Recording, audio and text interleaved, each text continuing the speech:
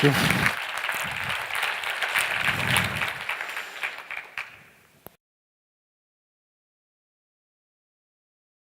If I may, by just asking you a couple of quick questions. So with a show of hands, how many of you are now feeling that in order to remain relevant and resilient, that your organisations may need to change in the near future? Quite a few hands going up. Okay, great. That's a good start. How many of you feel like you want to be an active part of that change? Even more hands, I think. Brilliant. Okay. And final question, how many of you feel like you've got a really clear plan as to how you're going to achieve that change? Oh, a couple. Great. Well, we'll hear from you people in the conversation afterwards. But what I want to do in the next few minutes is share with you some tools that I have found really useful in driving forwards change in my organisation. And hopefully some of this will resonate with you and give you some frameworks to start thinking about this back for your own companies. So, as Anne said, the thinking I want to share with you today comes from a program called Futureproof. So we've piloted this program with a group of museums, and fingers crossed, funding permitting, we'll be rolling this out for the wider cultural sector next year. It's a 10-month intensive program, and obviously I'm not going to be able to share all 10 months in 20 minutes, but what I am going to do is give away some of the tools that we're using in the program, and if it resonates with you, come and find me later. I can share lots of links to other things that you can access. So, what makes a resilient organisation? On Futureproof, we look at three key things. We start, as Kristen was saying yesterday, by looking at why. Why is the organisation vital? So this is kind of a crucial first step in looking at resilience. So to do this, we get together the whole organisation for a full day to really play with some of this thinking. So we bring the CEO in, certainly, but also trustees, people across every department. In some of the museums we were working with, that included gardeners and front of house staff. Lots of people all coming together to explore what their organisation is for, what difference they want to make to the world around them, what impact they want to have for their communities. So the idea of that is really to get kind of a compelling ambition, a shared ambition, and then everything else we look at then trickles down from there. So once we have that starting point, we then look at the what of resilience. We look at what strategy, what business model, what approach might help you achieve that vision. And then we look at the how, the culture eats strategy for breakfast thing. It's what leadership and what organisational culture do we need to have in place in order to deliver our particular strategy and vision. So I'm going to focus in a little bit on the what today, but these three things are interdependent and all crucial when we're looking at this topic. So I want to share with you a tool which I love. It's called the Business Model Canvas, and it's been created by a guy called Alex Osterwalder at Strategizer, and he co-created it with 470 people internationally from all different industries. So it works if you're a small individual startup company, it works if you're a charity, it works if you're a major multinational organization. And the thing I love about it is how visual it is. So think about it as a painter's canvas. And on this canvas, you're going to paint the story of your organization.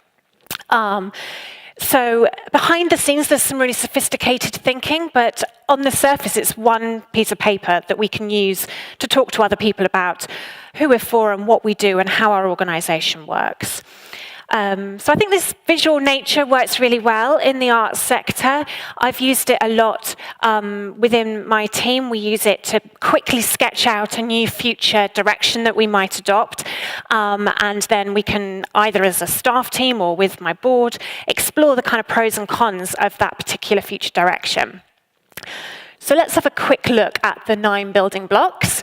I have a background in marketing, so I tend to start over here in our customer segments box, but you can start anywhere you want on the canvas.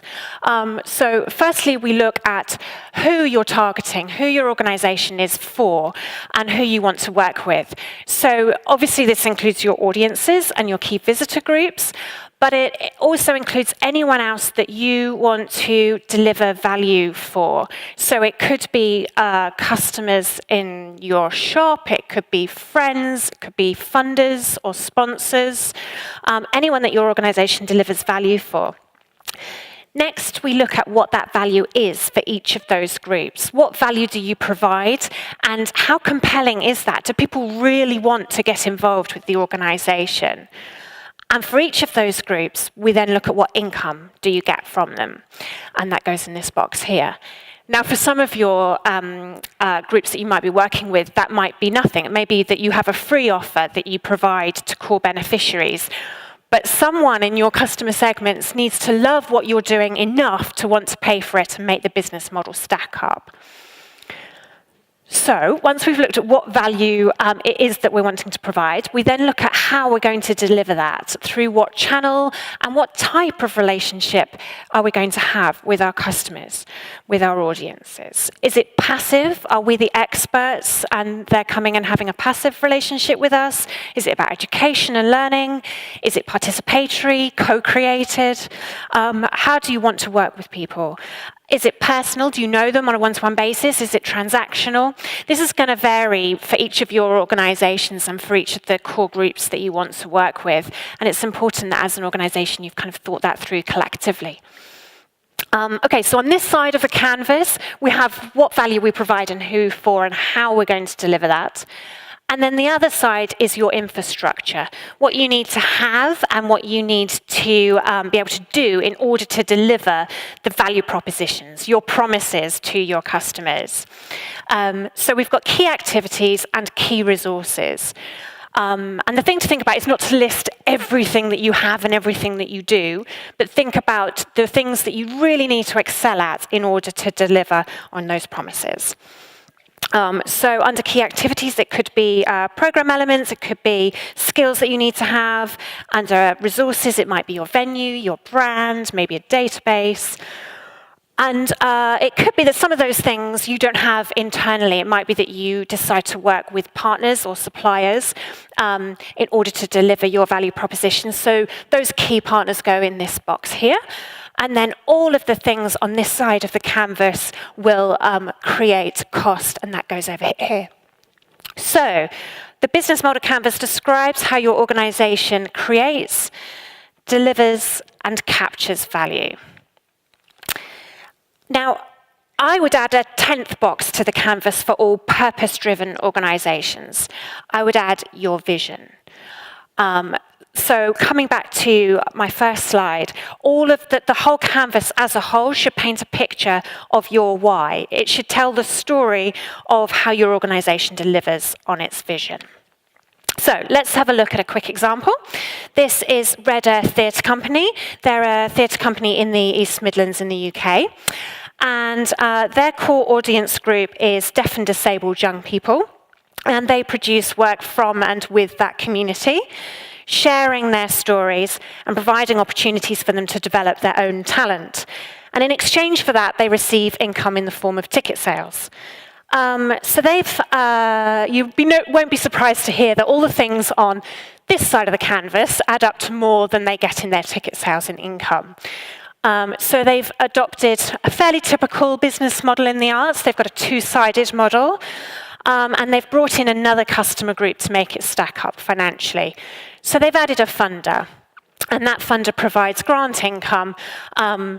And while that funder may value the fact that they're sharing these stories, what they really want is to support local communities. So these two groups become interdependent. The more young people they can attract, the more funders want to get involved with them, and the more funding they can get, the more income they have to deliver activities to generate value for the young people. So it's a fairly typical model that probably a lot of you will be familiar with. Obviously, I'm hugely oversimplifying this, and you would fill in the whole of the canvas when doing this for yourself, but hopefully that gives you kind of an idea of some of the core things for this particular model. So what we do in Future-Proof, we then, once the organisations have mapped out their current approach, we then help them look at how resilient is that right now.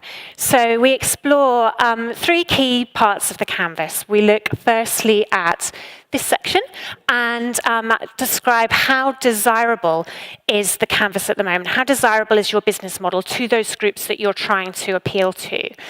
And then we look at how feasible it is. Do you have the assets and resources and the things in-house that you need to deliver your promises?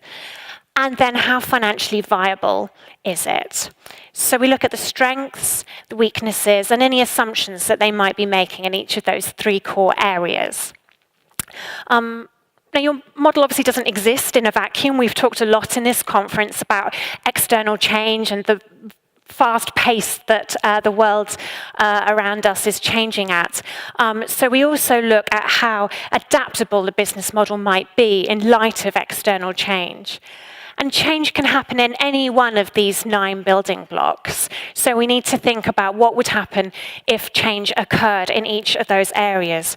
So could it survive a funding cut? What would happen if your rent was to go up, or if a new digital tool was to come in and change the way that your audiences wanted to engage with your art form? So once we have this starting point, this idea of how resilient we are right now, we're then able to start to think about what the future might look like and to reimagine what's possible for our organisation. And again, this is something that I really love about the canvas. It's a really creative, playful tool. So you wouldn't write an entire business plan and then if something changed that affected how you felt about its future direction, you wouldn't tear it up and start again. It would probably sit on the shelf and gather dust somewhere. But with the business model canvas, you can do exactly that. You can very quickly sketch out a whole range of different future scenarios and then explore the pros and cons of those, tear up the ones that don't work, and flesh out in more detail the ones that do. When we get to this point with organisations, a lot of them start to fixate on the financially viable box. And so they start by thinking about how they might cut costs. And okay, this might be a totally valid thing for us to do and a sensible way to improve the business model. But the danger I would caution against here is that we need to think about the impact that's going to have on the rest of the canvas.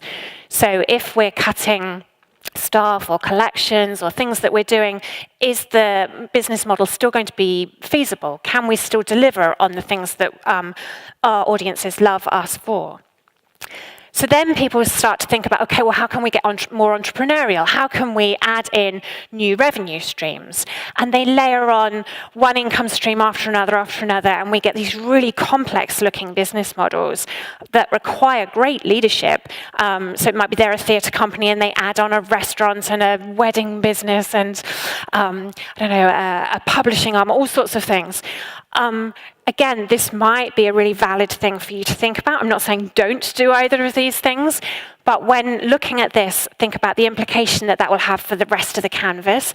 And having this visual tool will hopefully help you to sketch that out with other people and have that conversation about what it might mean and how things might change. Adding on these new income streams, is that going to still help us deliver on our vision, or does it move us further away from that? Does it dilute the value that we're offering to our customers? Is it still desirable? So something that the canvas really helps me to think about is how we might innovate in other areas and not just start here. So change could happen and you could influence change in any area of the canvas. So think about where you could make changes that will have the biggest impact on your organization's ability to deliver on its vision. Where will change enable your company to become more relevant and to mean more to more people? So what we do in Future Proof is we look at a whole range of different ideation techniques to help people explore this. I'm going to share one of the simple ones that we look at, which is just to ask what if of each of those 9 building blocks. So you can ask this question of any one of the blocks, but let's start with the relationship box. What if we changed the relationship we have with our audiences? This image is from Santa Cruz Museum of Art in the US. And in 2008, the museum saw its revenue halve due to the financial crisis, and the organization came close to having to close. They decided what they were going to do was focus on their purpose and on their vision and on their community relevance. And they employed the amazing Nina Simon as their director to help them explore this. And she went out and she talked to the local community about what they felt about the museum. And they were kind of horrified by some of the things they were hearing back. People were saying that the museum was very important, but it wasn't for the likes of them. It was an elite institution, which was depressing to hear. But at the same time, she was talking to people and realizing that they lead very creative lives, just not at the museum. So she tells this lovely story about a group that she met where they were creating these beautiful knitted creatures, and they were doing it in local pubs and bars, and they hadn't thought about coming into the museum to create there. So what she decided to do was to transform the museum and to focus in on the relationship that they have with local communities. And they shifted it to be all about active participation. So anyone who enters the museum is encouraged to take part, to write poems about the objects, to write a memory and bottle it up for other visitors to see. All sorts of wonderful, creative ways in which people can interact with their collections.